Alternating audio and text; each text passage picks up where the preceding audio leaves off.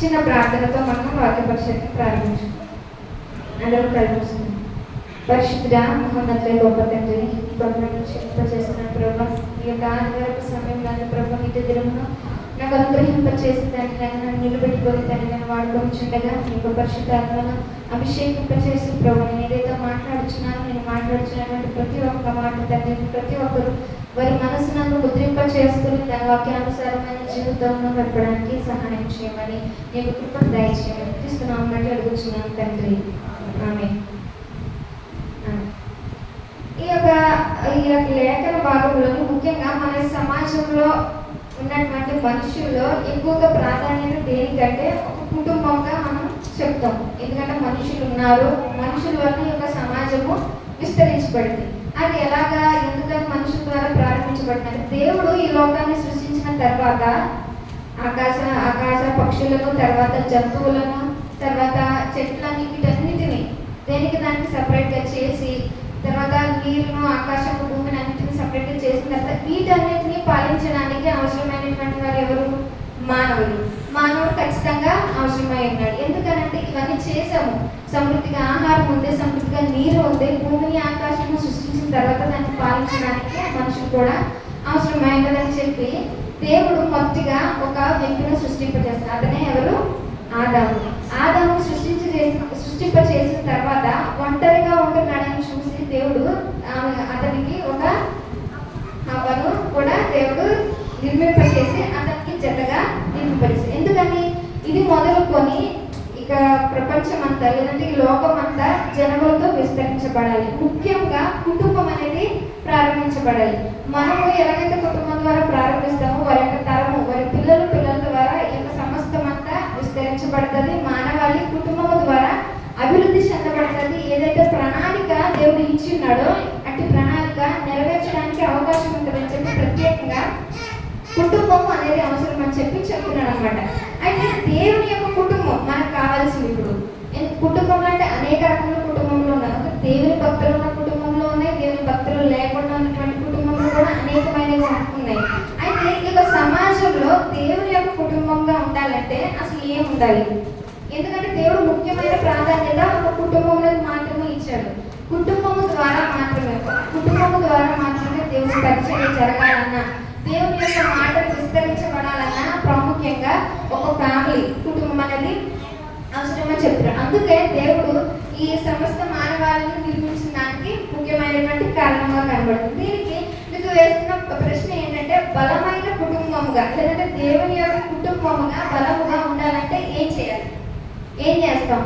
మనం ఏం చెప్తాం? బలమైన కుటుంబంగా ఉండాలంటే ఏమని చెప్తామండి? చెప్పండి ఏదైనా ఒక ఉదాహరణ. బలమైన కుటుంబము లేదంటే దేవునికి భక్తి కలిగినటువంటి కుటుంబంగా ఉండాలంటే ఏం చేయాలి? ఒక బలమైన కుటుంబంగా ఉందని చెప్పండి. ఇప్పుడు మనం ఒక స్టేర్ వేద్దాం అనుకుంటున్నాం, లేదంటే ఒక బిల్డింగ్ కడదాం అనుకుంటున్నాం. అది ఒక బలం కావాలంటే మనం ఏం చేయాలి? ముందు కింద పునాది గట్టిగా ఉండాలి. ఆ పునాది తర్వాత వేసినటువంటి పిల్లర్స్ ఏముండాలి? స్ట్రాంగ్ గా ఉండాలి. అది లేకపోతే మన స్లాబ్ వేసిన తర్వాత పైన స్టేర్ వేసినా ఎలా ఉంటుంది? ఉండగలుగుతారా? ఉండలేదు. ఒక బలమైన కుటుంబం ఉండాలంటే ప్రారంభించినటువంటిది ఎవరు? తల్లిదండ్రులు. ఈ యొక్క తల్లిదండ్రులు దేవుని పట్ల ఎంత భయభక్తులు కలిగి ఉంటారో తదుపరి తరం వారి యొక్క పిల్లలు వారి జనరేషన్ అంతా ఎలా ఉంటుంది? స్ట్రాంగ్ గా, బలంగా ఉంటుంది. వీరే సరిగా లేనప్పుడు తదుపరి తరం ఎలా ఉంటుంది? వీరిని బట్టి ముందుకు వెళ్తారు. కాబట్టి దేవుని యొక్క బలమైన కుటుంబంగా ఉండాలంటే ముందు ఫస్ట్ పిల్లర్స్ ఎవరు? తల్లిదండ్రులు కలిగి ఉండవలసిన బాధ్యత అనమాట. అయితే బైబిల్లో అనేకమైనటువంటి కుటుంబంలో మనకు కనబడతా ఉంటాయి. చాలా కుటుంబాలు, దేవుని యొక్క భక్తి కలిగిన కుటుంబాలు అనేకమైన ఉన్నాయి. అయితే మొదటిగా దేవుడు చెప్తున్నటువంటి ఆజ్ఞలు, ప్రార్థన కాలంలోని చెప్తున్నటువంటి ఆజ్ఞలు అనేకమైన ఉన్నాయి. మరి వీటినన్నిటిని ఆధారం చేసుకొని క్రీస్తు ఈ లోకంలో వచ్చిన తర్వాత దేవుడు ఆజ్ఞలను పెడతారు. 2 ఆజ్ఞలు పెడతారు. మరి ఆజ్ఞలు ఎక్కడ ఉన్నాయి చూద్దామా? మత్తయి సువార్త 22వ అధ్యాయం 37వ వచనం. మత్తయి సువార్త 22వ అధ్యాయం 37, 38, 39 వచనాలు. అందుకు ఆయన నీ పూర్ణ హృదయంతోను, నీ పూర్ణ ఆత్మతోను, నీ పూర్ణ మనస్సుతోను నీ దేవుడైన ప్రభువును ప్రేమింపవలెనన్నదియే ఇది ముఖ్యమైనది, మొదటిదినైన ఆజ్ఞ. నిన్ను వలె నీ పొరుగు వారిని ప్రేమింపవలెను రెండో ఆజ్ఞయు దాని ఉంది. ఓకే, చాలు. ఇక్కడ మనం చూసినట్లయితే దేవుడు క్రీస్తు మనకు అప్పగించినటువంటి రెండో ఆజ్ఞల్లో రెండో ఆజ్ఞ ఏంటది? నిన్ను వలె నీ పొరుగు వారిని ప్రేమించాలి. ఎలా ప్రేమించాలి? పూర్ణ మనస్సుతో, పూర్ణ ఆత్మతో, తర్వాత పూర్ణ హృదయంతో ప్రేమించాలి. అంటే ఏంటి? ఏ కల్మషము లేకుండా, మనసులో ఒకటి ఉంచుకొని పైకి మరో విధంగా మాట్లాడేలా కాకుండా, మనసు కల్మషము లేకుండా ఉండినటువంటిదే నిన్ను వల్ల నీ పొరుగు వారిని ప్రేమించాలని ఉంది. నిన్ను వల్ల నీ పొరుగు వారు అనగా, పొరుగు వారు అనగా మనకు గుర్తొచ్చేది ఎవరు? పొరుగు వారు అనగా మన చుట్టుపక్కల ఉన్నటువంటి మనుషులు, మనకి దరిదాపుల్లో లేదంటే దూర ప్రాంతంలో ఉన్నటువంటి వారు ఎవరైతే ఉన్నారో ప్రతి ఒక్కరిని తెలియజేస్తాం. ఓకే, మంచిదే. నీ పొరుగు వారిని ప్రేమించాలని ఉంది. ఈ పొరుగు వారిలో ముఖ్యంగా ఎవరో తెలుసా? మన కుటుంబంలో ఉన్నటువంటి వారు. నీవు కాక నీ పక్కన, అది నీ భర్తే కానీ, నీ భార్య కానీ, నీ పిల్లలే కానీ, ఎవరైనా నీ తర్వాత నీ పొరుగు వారు. నువ్వు ఆ కుటుంబంలో నీ భార్యనే, నీ భర్తనే సరిగ్గా ప్రేమించలేనప్పుడు, వారితోనే సమాధానంగా లేనప్పుడు ఇతరులనే ఎలా సమాధానంగా ఉండగలుగుతారు? ఉండలేము. కానీ బయట వాళ్ళతో మాట్లాడినంత వరకు చూపిస్తాము అంతే. దాని తర్వాత మనం చూపించలేము. ముందు కావాల్సింది ఏంటంటే కుటుంబంలో ఐక్యత కలిగి ఉండాలి. కుటుంబంలో నిన్ను వల్ల నీ పొరుగు వారిని ప్రేమించినప్పుడు నిన్ను నువ్వు ఎలా ప్రేమించుకుంటావో నీ భార్యను అలా ప్రేమించాలి. నిన్ను నువ్వు ఎలా ప్రేమించుకుంటావో నీ భర్తను కూడా అలానే ప్రేమించుకోవాలి. నిన్ను నువ్వు ఎలా ప్రేమించుకుంటావో నీ బిడ్డలు కూడా అంతే ప్రేమించాలి. అందుకే చెప్తున్నాడు, నిన్ను వల్ల నీ పొరుగు వారిని ప్రేమించు. ఇదే ఆజ్ఞ. ఈ ఆజ్ఞ చాలా కష్టమైన ఆజ్ఞ. దేవుడు అప్పగించినటువంటి 10 ఆజ్ఞల కన్నా అతి కష్టమైన ఆజ్ఞ ఇదే. ఎందుకంటే ఇది చేయలేరు ఎవరు. మనం ప్రేమించుకున్నంతగా ఇతర వాళ్ళని ప్రేమించగలమా? ప్రేమించలేదు. ఇది చేయండి, ఇది మీరు నిజంగా ఆచరించగలిగితే నేను అప్పగించినటువంటి ఆజ్ఞలను మీరు ఆచరించినట్టే అని చెప్తున్నాడు. దీన్ని దేవుడు ఇచ్చిన ఆజ్ఞలో ఇది ఒక ఆజ్ఞగా కనపడుతుంది. అయితే ఎలా ప్రేమించాలి? ఇదే మాట ఉంటుంది. ఎక్కడ ఉంటుందంటే యాకోబు రాసినటువంటి పత్రిక 2వ వచనంలో చూద్దాం. యాకోబు రాసినటువంటి పత్రిక 2వ అధ్యాయం 8వ వచనంలో ఒక మాట ఉంటుంది. మెట్టుకు నీ వలె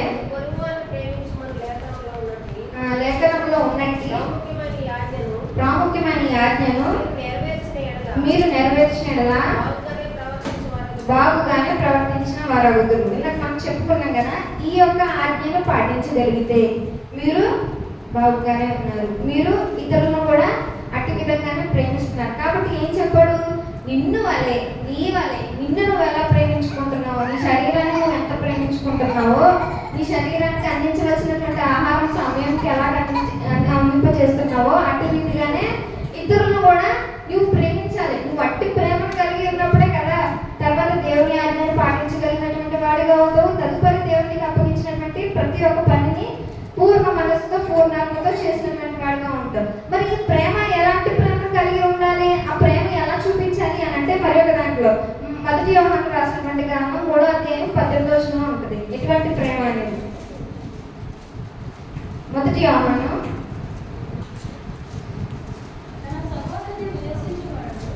3వ అధ్యాయం 18వ వచనం. చిన్నపిల్లలారా మాటతోనూ నాలుకతోనూ కాక క్రియలతోనూ సత్యముతోనూ ప్రేమిద్దాము. ఇక్కడ కనిపిస్తుంది కదా ఎట్టి విధమైనటువంటి ప్రేమ అంటే మాటలతోనో, నాలుగుతో వచ్చే మాటలతోనో కాదంట, క్రియల మూలంగా ప్రేమ చూపించాలి. ఇప్పుడు మన మీద చూపించే వాళ్ళు ప్రేమ చూపిస్తున్నాను, నువ్వు అంటే నాకు చాలా ఇష్టం, ఎంత ప్రేమ అంటే నువ్వు అని చెప్పి అనేకమైనటువంటి మాటలు చెప్తూ ఉంటారు. ఎదుటి వాళ్ళని పొగడతారు అంటారు కదా, అలాగా పొగడ్చే విధంగా అనేకమైనటువంటి మాటలు చెప్తారు. కానీ ఇక్కడ ఏం చెప్తున్నాడు? బైబిల్ లేఖన భాగంలో 1 యోహాను రాసినటువంటి పత్రికలు ఏమంటున్నారు? మాటలతో కాదంట, నాలుగుతో వచ్చేటువంటి మాటలు ఎగ్జాంపుల్ చెప్తున్నాను ఏంటంటే, క్రీస్తు మన కొరకు ఈ లోకానికి వచ్చి మనల్ని ప్రేమించాడు కాబట్టి క్రీస్తు చనిపోయాడని చెప్తున్నాం. ఎందుకని మనల్ని ప్రేమించాడు? అది మాటపూర్వకంగా చెప్పలేదు. నేను మీ కొరకు చనిపోతానని చెప్పలేదు. క్రియారూపమైనటువంటి చేసి చూపించాడు. నీ కొరకు, నా కొరకు, అంటే మనందరి కొరకు తన యొక్క ప్రాణాన్ని బలించాడు. క్రియారూపమైనటువంటి ప్రేమ అక్కడ కనబడుతుంది.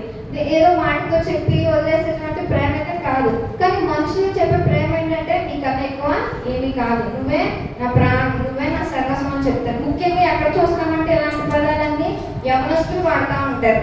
ఇది లోకానుసారమైనటువంటి ప్రేమ, లోకంలోకి కలిసిపోయినటువంటి ప్రేమ అన్నమాట. ఇప్పుడు లోకంలో యవనస్తులే కాదు, వయసుతో సంబంధం లేకుండా ఎవరు పడితే వాళ్ళు ఇలాగనే మాట్లాడుతున్నారు. అలా ఉన్నారు.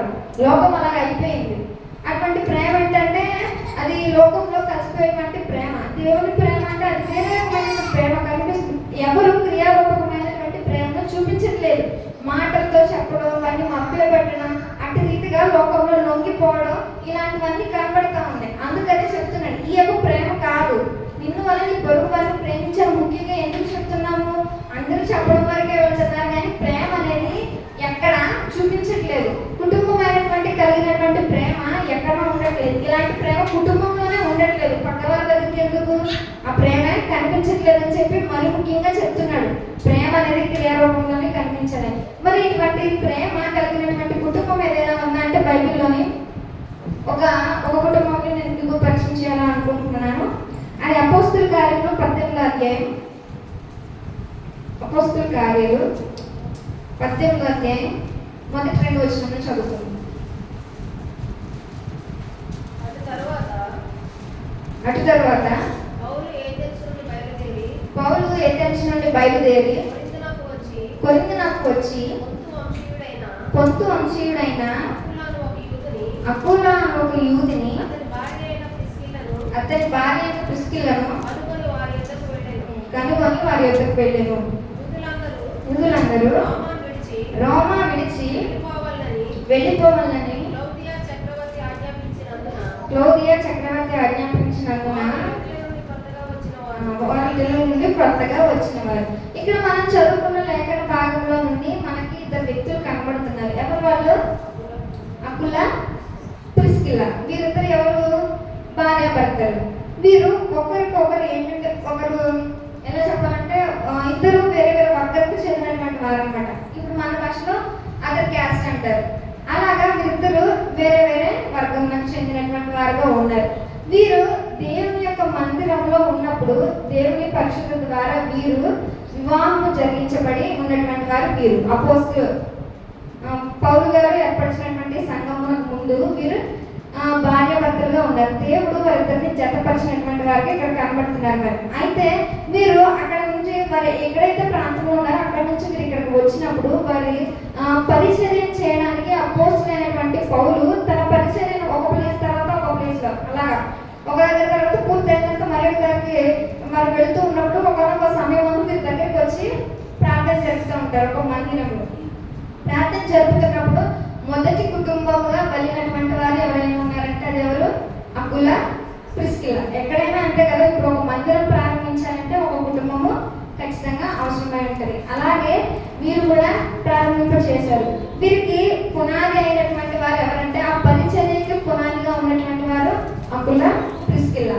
వీరి కుటుంబం ఏంటంటే అపోస్తలుడైనటువంటి పౌలు బోధించే ప్రతి ఒక్క మాటను వారు విని దేవుని ఎలా ఆరాధించాలి, దేవుని పట్ల ఎంత భయం భక్తిని కలిగి ఉండాలో తెలుసుకొని దేవుని అడుగుజాడలు నడవాలని చెప్పి ప్రతి పరిచర్యకు సహకారంగా ఉన్నటువంటి వారు వీరు కనబడుతున్నారు అనమాట. ఇతను వచ్చి పరిచర్య ప్రారంభించినప్పుడు అతని మాటలు విని దేవుని సొంత రక్షకులుగా అంగీకరించినటువంటి వారు వీరు చెప్తున్నారు. ఏమని చెప్తున్నారంటే, ఇక నుండి ఎవరు సేవకుడైన అపోస్తలుడైనటువంటి పౌలు సేవకుడుగా వచ్చినప్పుడు ఇక నుండి మీరు ఇక్కడే ఉండాలి, మీరు మీకు పరిచర్య నేను చేస్తాను, మీరు ఇక్కడ ఉండి సంఘంలో స్థాపించబడాలి అని చెప్పినప్పుడు సహకారంగా ఉన్నప్పుడు ప్రార్థన పెడుతుంటే అనేక మంది వాక్యాన్ని విశ్వసించి వచ్చినటువంటి వారు చాలా మంది ఉన్నారు. తద్వారా ఉన్నటువంటి కుటుంబీకులు కూడా ఏం చేశారంటే ఒకరికి తెలియచేయడం, మరొకరికి తెలియచేయడం, అలాగా సహకారం ఉండి ఆ యొక్క సేవకుడికి సహకారాన్ని అందించే వారుగా ఉన్నారు.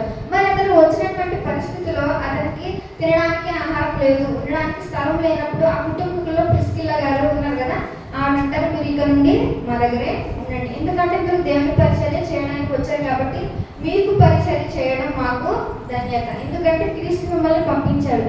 మేము స్వయంగా క్రీస్తుని చూడలేకపోతామేమో, కానీ మీ ద్వారా దేవుడు మా ఇంటి దగ్గరకు వచ్చారు కాబట్టి మీకు పరిచర్య చేయవలసినటువంటి అవసరత మాకుంది, మాకు ఎంతగానో ఉందని చెప్పి ఆమె చెప్తాడు. ఈ మాట ఎక్కడ ఉందంటే లోకస్వార్త 16వ అధ్యాయంలోని ఒక వచనం దగ్గర ఉంటుంది. లోకస్వార్త 16వ అధ్యాయం ఒకసారి లోకస్వార్త 9వ అధ్యాయం 48వ వచనంలో ఉంటుంది. నా పేరిట చేర్చుకున్నవాడు నన్ను చేర్చుకొనుము, నన్ను చేర్చుకున్నవాడు నన్ను పంపిన వారిని చేర్చుకున్న మాట ఉంటుంది.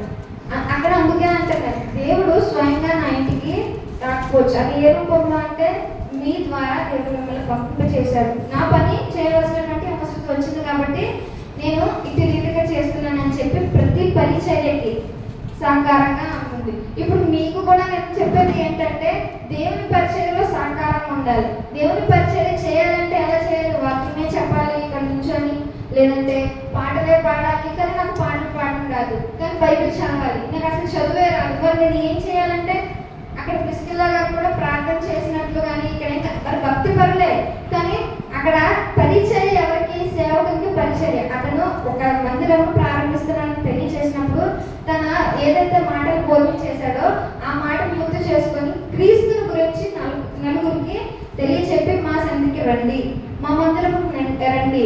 ఇక్కడ అపోస్తలుడైనటువంటి పౌలు గారు అనగా సేవకుడు వాక్యాన్ని అందింప చేస్తున్నారు కాబట్టి మీరు కూడా రక్షణ పొందుదురు కానీ రండి అని చెప్పి స్వార్థ ప్రకటించారంట వాళ్ళు. అందుకనే వారు ప్రకటించినప్పుడు అనేకమైనటువంటి వారు వెళ్ళొద్దాం చూసొద్దామని ఆసక్తి కలగన మనం ఒకసారి చెప్పినప్పుడు అలాగే ఆసక్తి కలగ వచ్చినటువంటి వారు తదుపరి వారు వాక్యములు విని అంగీకరించి బాప్తిసం పొందుకున్న వారు కూడా అనేక మంది ఉన్నారు. ఆయన వెళ్ళినప్పుడు ఆయన సేవకి సహకారంలో ఉన్నటువంటి వారు వీరు మనకి ఆహారం పెట్టడం కానీ ఉదయమే అతనికి మొత్తం ప్రతిదీ తను పడుకునేటువంటి మంచం దగ్గర నుండి తినేటువంటి ఆహారం వరకు ప్రతిదీ ఇది నా పని కాదు అనుకోకుండా చేసినటువంటి వారు ప్రిస్కిల్లా గారు ఇక్కడ కనబడుతుంది.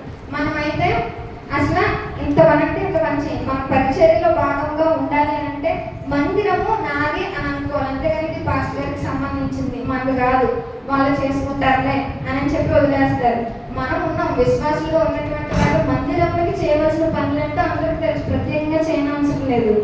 మందిరంకి రావాలి, మనకి దేవుడు అందమైనటువంటి మందిరం ఇచ్చాడు, దాన్ని కడగవలసినటువంటి బాధ్యత తొడవలసినటువంటి బాధ్యత మన మీద ఉంది. ఎవరు మనకి చెప్పరు ఇది నా పని అనుకొని చేయాలి. ఇంటి దగ్గర ఉన్నటువంటి పనిని ఎవరు చెప్తే నువ్వు చేయవు కదా, ఎవరు చేయము. ఎందుకంటే ఇది నా పని, నేను ఈ రోజుకి ఇది నేను పూర్తి చేసుకోవాలి, నా పని నేను చేసుకోవాలి, నేను ఒక పక్కన ఉండాలి అని అనుకున్నాను. కానీ మందిరం నేను చెప్తున్న మందిరంలో ఎవరు పట్టించుకోవాలన్నటువంటి స్థితిలోనే ఉన్నారు మన మందిరం వాళ్ళు. ఎందుకంటే ఇది నాది అని ఎవరు అనుకోవట్లేదు, అనుకోవాలి, ఇది నాది అని అనుకోవాలి ప్రతి ఒక్కరు. ఇది వాళ్ళకి సంబంధించింది అని కాదు, దేవుని పరిచర్యలో ఇది ఒక భాగము.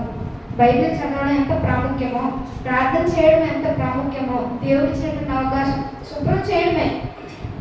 ప్రిస్కిల్లా గారు కూడా అదే చేశారు. అక్కడ ఏర్పరిచినటువంటి తర్వాత కొంతమంది ఆమె చేసింది, ఆమె శుభ్రం చేయడం కానీ పరిచర్య చేసే విషయంలో కానీ సేవకుని చూసే విధానంలో కానీ ఆ కుటుంబము ఆశీర్వదించబడినటువంటి కుటుంబంగా కనపడుతుంది. అందుకే దేవుని యొక్క భక్తిలో వారు మొదటి నుండి ఎక్కడైతే పునాది వారు వేయబడ్డారు, వివాహము ద్వారా వేయబడినటువంటి పునాది వారు దేవుని మందిరంలో స్థాపించబడి అంతకంతకు ఎదుగుతూ వస్తున్నారు. అలాగా సేవకునికి దగ్గరైనటువంటి కుటుంబంగా వారు కనపడుతున్నారు. దగ్గర అయిన తర్వాత అక్కడ పరిచర్య అంతా ముగించబడింది.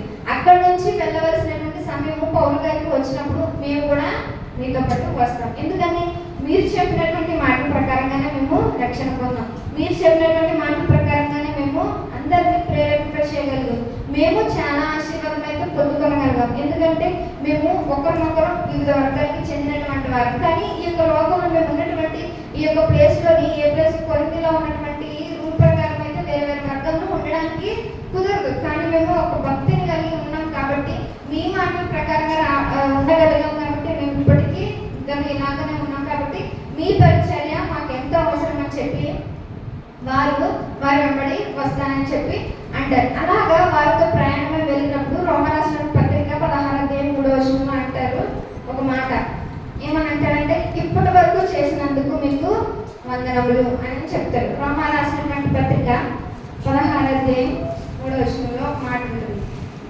ఇదే మాట ఉంటుంది.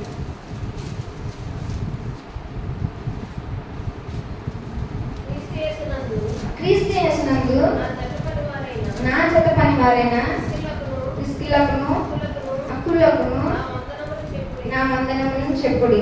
ఎందుకని తెలియజేస్తున్నారు?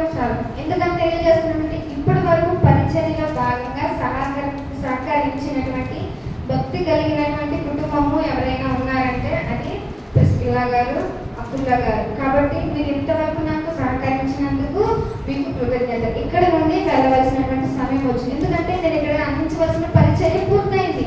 మరి యొక్క స్థలం నాకు నేను వెళ్ళాలి, అక్కడ కూడా అటువంటి పరిచర్య చేయాలి. అక్కడ కూడా ఇలాంటి ఒక కుటుంబమును నేను చూడాలి. వారు కూడా నాకు సహకరించే విధంగా నేను వారిని తయారు చేయాలని చెప్పి ఆ సేవకుడు ఆ కుటుంబం గురించి తెలియచెప్తూ వెళ్తాడు. వారు అక్కడ ఉన్నప్పుడు సరే పాస్టర్ గారు ఉన్నారు కదా, లేదా సేవకుడు ఉన్నాడు కదా, అంతవరకు మనం ఉండాలి, తర్వాత వెళ్ళిపోయిన తర్వాత మన పనులు మనం చేసుకోవాలి అనేది లేదు అక్కడ. తరువాత ఆయన వెళ్ళిన తర్వాత ఆ ప్లేస్కు మరొక వ్యక్తి వస్తాడు. వచ్చినప్పుడు కూడా అతను కూడా సేవకుడే. వచ్చినప్పుడు అపోస్తలుల రాసిన పత్రికలో 18:24 నుంచి 20 వచనాల వరకు ఉంటుంది. ఒక వ్యక్తి వస్తాడు, మళ్ళీ పరిచర్య చేసేటువంటి సేవకుడే. వచ్చినప్పుడు అతను కూడా చెప్తాడు ఏమంటే, ఇప్పటి వరకు మేము పౌలు గారి ద్వారా ఇలా రక్షణ పొందాం, మరొకసారి మిమ్మల్ని ఈ విధంగా చూస్తామని మేము అనుకోలేదు. కాబట్టి మేము మరొక విధంగా ధన్యులము. దేవుని ఒక వాక్యం వినడానికి మీరు మళ్ళీ దేవుడే మీరు ఈ రూపంలో మీరు వచ్చి ఉన్నారు. మాకు ఇలా వాక్య పరిచయం అందించడానికి దేవుని ఏ మార్గంలో నడిపిస్తున్నాడో మిమ్మల్ని తెలియజేయడానికి ఇటు విధంగా వచ్చారు అని చెప్పి వారు ఆ యొక్క కుటుంబం ద్వారా తన యొక్క ప్రేమను తెలియజేశారన్నమాట. ఈ కుటుంబం ఏంటంటే భక్తి కలిగినటువంటి కుటుంబంగా మనకు కనబడుతుంది. మరి మనం చేయవలసినటువంటి బాధ్యత ఏంటి? మొదటి నుండి మనం ఎక్కడైతే వివాహం అయితే స్టార్ట్ అయ్యిందో, ప్రారంభించబడిందో, తదుపరి క్రమంలోని మనకి ఎవరైతే జనరేషన్ పిల్లలు ఉన్నారో వారికి తెలియచేయవలసినటువంటి అవసరం మనకి చాలా ఉంది. అసలు ఉన్నటువంటి పరిస్థితుల్లోని ఎవరైనా రోజంతా పని చేసేసుకుంటాం, మన పనులన్నీ పూర్తయిపోతాయి. కనీసం లాస్ట్ ఎప్పుడు ఈవినింగ్ టైంలో రాత్రి అవుతుంది పడుకొని ఉందంటే కనీసం బైబిల్ చదివి ప్రార్థన చేసుకొని కుటుంబ ప్రార్థన ఎక్కడైనా చేస్తున్నారా? ఎవరో కొంతమంది చేస్తారు, ఒకరో ఇద్దరు. పిల్లలు స్కూల్కి వెళ్ళిపోతున్నారు, మన పని మనకు అయిపోతుంది. ఇంకా ఖాళీ దొరికే సమయం ఏదైనా ఉందంటే సాయంత్రం సమయంలో కుటుంబముగా కలిపి కూర్చొని ఒక్క వచనము లేదంటే కుటుంబ ప్రార్థన చేసుకున్నప్పుడు ఎంత బలంగా ఉంటుంది మన కుటుంబం. అలాగే ప్రార్థనతో మాత్రమే బలమైనటువంటి కుటుంబంగా, దేవుని యొక్క కుటుంబంగా మనం కట్టబడతాం అన్నమాట. అటువంటి ప్రార్థన లేకపోతే అనేకమైనటువంటి శోధనలు కూడా వస్తాయి. అనేకమైనటువంటి శోధనలు వస్తాయి. మనం పిల్లలకి చెప్పేవారంగా ఉండాలి. ఎందుకంటే పిల్లలకు తెలియదు, వారికి ఏం చేయాలి, ఎలా ఉండాలో తెలియదు. మనం చేసే ప్రతి పని ద్వారా వారు నేర్చుకోగలుగుతారు. చెప్పాలి, మీరు వారు అర్థం చేసుకోలేని వరకు 1 సంవత్సరం 2 సంవత్సరాలు కష్టపడాలి. మీరు రావాలి, ఇలా ప్రార్థన చేయాలి, బైబిల్ చదువుకోవాలి, ఆహారం తినాలి, పడుకోవాలి. మేము మొదటి నుండి అలాగే నేర్చుకున్నాం కొంతకాలం వరకు. తదుపరి మమ్మల్ని విడిచిపెట్టారు, మాకు అలవాటు అయిపోయింది, మేము అలా చేసుకుంటూ వచ్చాం. ఒక్కొక్కసారి ఏ రోజున బైబిల్ చదవకపోతే ఆ రోజు మనసు ఎందుకో ఏదో అనిపిస్తుంది, కానీ ఏంటో తెలియదు, బరువుగా భారంగా ఉన్నట్టు.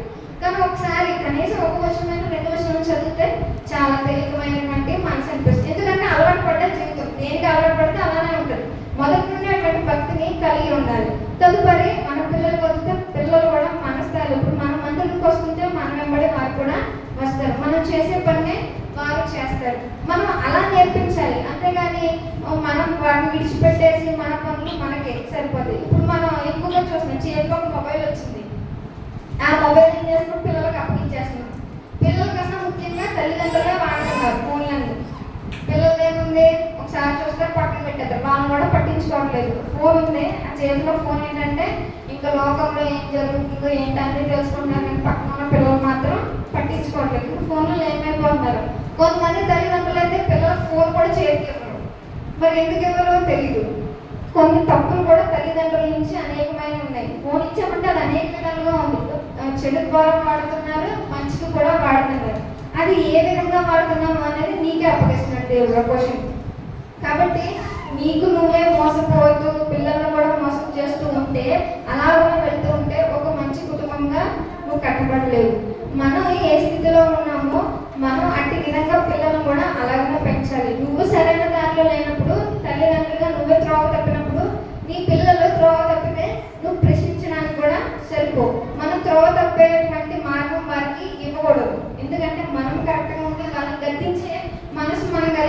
భయం వరకు కలిగి చేస్తే వారు కూడా అదే భయంతో ఉంటారు. అంతేగాని సర్లే వాళ్ళు ఏం చేసుకుంటే మనకెందుకులే, వాళ్ళ ఫోన్లతో మనకెందుకు, పిల్లల ఫోన్లు చూడకపోవడం, లేదంటే తల్లిదండ్రులుగా పిల్లలకి కనీసం ఫోన్ కూడా చేతికి అందించకపోవడం, ప్రేమ అనేది అక్కడే కనిపించట్లేదు కుటుంబంలో. ఒకరికొకరు ఎవరికి వారు, ఏదో సామెత కూడా ఉంటుంది కదా, ఎవరికి వారు యమునా తీరే అని చెప్పి అంటారు. ఎవరి పనిలో వాళ్ళు మునిగిపోతున్నారు, కానీ కుటుంబంలో ఎవరు ఎటువంటి స్థితిలో ఉన్నారో, కనీసం ఎవరు ఏం ఆలోచిస్తున్నారో, ఇంట్లో సమస్యలు ఏమైనా ఉన్నాయా అనేటువంటి కూడా ఆలోచించలేదు. వీళ్ళ పెద్ద సమస్యగా మారిపోతున్నారు. పక్కన వాళ్ళ గురించి నాకు ఎందుకు లేదు. అందుకే కుటుంబంలో శాంతి సమాధానం లేకపోవడం, ఇవన్నీ ఒకరితో ఒకరు ప్రేమ ఉండదు. మీరు భార్యాభర్తలుగా మీరే అందంగా సంతోషంగా లేనప్పుడు పిల్లలకి ఏం చెప్తారు? మీరు సరిగా లేనప్పుడు పిల్లలకి ఏం నేర్పుతారు? కాబట్టి పిల్లలు నేర్చుకోవాలంటే మీరు సరిగా ఉండాలి. ఇతరులతో ఒక సహోదర ప్రేమ కలిగి ఉండాలి, ఇతరులతో ప్రేమ ఉండాలి. ఒకటి ఏంటంటే, మనం ప్రతి ఫస్ట్ సండే ఆరాధన తీసుకోవడానికి సిద్ధపడతాం. నీ భార్యతో సమాధానంగా లేవు, నీ భర్తతో సమాధానంగా లేవు, నీకు సహోదర ప్రేమ లేదు, సహోదరులతో గొడవ, ఇవన్నీ పెట్టుకొని అసలు పరిశుద్ధ రక్తంలో శరీరంలో తీసుకుంటున్నావు అంటే నువ్వు అక్కడే దాన్ని అపవిత్రపరుస్తున్నావు అని అర్థం. నువ్వు చేసినటువంటి తప్పు ఏదైనా, నేను తప్పు చేయలేదు కాబట్టి ఇప్పటి వరకు నేను తీసుకుంటున్నాను, వెళ్ళిపోతున్నాను అనుకుంటున్నాను. కానీ సహోదర ప్రేమ లేకపోయినా, ఒకరికొకరు భార్యాభర్తల కుటుంబంలో సన్నిహిత్యం ఏమి లేకుండానే నువ్వు అసలు ఎలా తీసుకోవడానికి అర్హులు కాదనే చెప్తాను నేనైతే. ఎవరు అర్హులు కానే కాదు. ఒకరితో ఒకరు సాంగత్యం ఉండాలి. మనం చెప్తాం కదా, సహోదర ప్రేమ కలిగి ఉండాలి, ఒకరినొకరు స్వీకరించుకోవాలి, అవన్నీ చేస్తాం. అవన్నీ గుర్తున్నాం ఆ టైంలో. నేను ఒక చెప్తాను, ప్రేమ ఒకరి పట్ల ఒకరు ప్రేమ లేనప్పుడు ఇక్కడ శరీరాన్ని తీసుకోవడానికి కూడా అర్హులే, తీసుకోకూడదు. అప్పుడు ఏం చేయాలి? మీరు ప్రార్థన చేయాలి. ఇప్పటి వరకు నేను ఇలా చేశానేమో, ఇక్కడితో నన్ను క్షమించండి, నేను మీ యొక్క రక్తం తీసుకోవడానికి వెళ్తున్నాను కాబట్టి అది అపవిత్రం కాకూడదు, అపవిత్రతగా నాకు వెళ్ళకూడదు. పరిశుద్ధ రక్తమును నేను అపవిత్రత చేయకూడదు కాబట్టి నేను కూడా పరిశుద్ధంగానే జీవింపచేయాలని ఒక ప్రార్థనతో ముందుకు వెళ్ళాలి. అలాగా భక్తి కలిగినటువంటి కుటుంబంగా మనము ఉండాలి. ఇలా చాలా కుటుంబంలో చూస్తాం. యెహోషువ కూడా తనకు అప్పగించినటువంటి పనిని పూర్తి చేయడానికి తన ఒక దేశంలోకి వెళ్ళినప్పుడు జనులతో అనేకమైనటువంటి మాటలు చెప్తా ఉంటాడు. కొంతమంది విన్నటువంటి వారు ఉన్నారు, కొంతమంది వినలేనటువంటి వారు ఉన్నారు. వారు వినట్లేదు కదండి, వాళ్ళ అలా వదలేదు. సరే, నా కుటుంబాన్ని పక్కన పెట్టి నేను ఆ పని చూద్దామని అనలేదు. వారు చెప్పబడినటువంటి వారు విన్నారు, చెప్పలేనటువంటి వారు వినలేదు కదా అని చెప్పి నా కుటుంబం నేను పక్కతో పడట్లేదు. ముందుగా నేను చేయవలసింది ఏంటి? నా దేవుడు నేను ప్రార్థించాలి. కుటుంబంగా ఆరాధించాల్సినటువంటి ఆసక్తి ఎంతో ఉందని చెప్పి వారు కుటుంబంగా ఆరాధించారు. ఇంకా మనం చూస్తే జకర్యా, తర్వాత ఎలిజబెత్, వీరు కుటుంబంగా కొంత బాధను ఫస్ట్ లో తనకు గర్భం లేనటువంటి స్థితిలో కూడా వారు కొంత దేవుని పైన అలుగుదామంటారు కదా, అలా కొంత కోపపడినప్పటికీ దేవుడు కొంచెం లేట్ అయినా సరే దేవుడు వారికి మంచి కార్యము చేశాడు.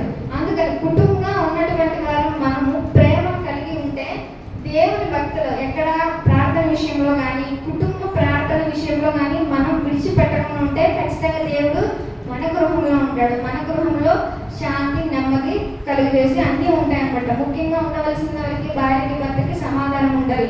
ఒకరు తప్పుతున్నారు అని అంటే మరొకరు సరి చేసుకోవాలి, కానీ వారిని ఇంకా మాటలని అనకూడదు. అలాగనే మరొకసారి సరే తప్పు చేస్తున్నాం కదా అని చెప్పి మనం ఏం చేయాలి? ఫస్ట్ వారి కోసం ప్రార్థన చేయాలి. తప్పు చేసే వాళ్ళు కూడా ఇది తప్పని తెలిసి కూడా అదే మార్గంలోకి వెళ్తే ఎవరికి తప్పు? వాళ్ళదే తప్పు. ఇప్పుడు దావీదు మహారాజు కూడా ఒకనొకప్పుడు తనకు తెలియకో తప్పు త్రోవలో వెళ్ళినప్పుడు తెలుసుకున్న తర్వాత ఏం చేశారు? పశ్చాత్తాప పడ్డాడు. మళ్ళీ అదే మార్గం ఎన్నుకోలేదు. అంతేగాని మనలాగా తప్పు చేసిన ప్రతిసారి పశ్చాత్తాప పడిపోయి మళ్ళీ తదుపరి అదే పని చేయడం దేవునికి అంగీకారమా? దేవునికి అంగీకారం లేదు. కొన్నిసార్లు మటుకి దేవుడు నీకు తెలియకుండా చేసిన దానికోసం అంగీకరిస్తాడు, కానీ తెలిసి అన్ని చేస్తే దేవుడు ఎలా అంగీకరిస్తాడు? అంగీకరించాడు. కాబట్టి కుటుంబంలో నీకు శాంతి నెమ్మది లేదంటే నువ్వు శాతానికి లొంగిపోతున్నావు, శాతాన్ని వైపుకు తిరుగుతున్నావు. కాబట్టి అది వెళ్ళకూడదంటే నీకు కలిగి ఉండాల్సింది ఏంటి? దేవుడు నీతో మాట్లాడాలి అని అంటే బైబిల్ చదవాలి. నీవు దేవునితో మాట్లాడాలంటే ప్రార్థన చేయాలి. అలాగే ప్రార్థన కలిగినటువంటి కుటుంబంగా, భక్తి కలిగినటువంటి కుటుంబంగా ఉంటే ఒక బలమైనటువంటి కుటుంబంగా, దేవుని యొక్క కుటుంబంగా మనం కట్టబడుతున్నాం. ఇటు మాటను బట్టి దేవుడు దీవించును గాక. ఆమేన్.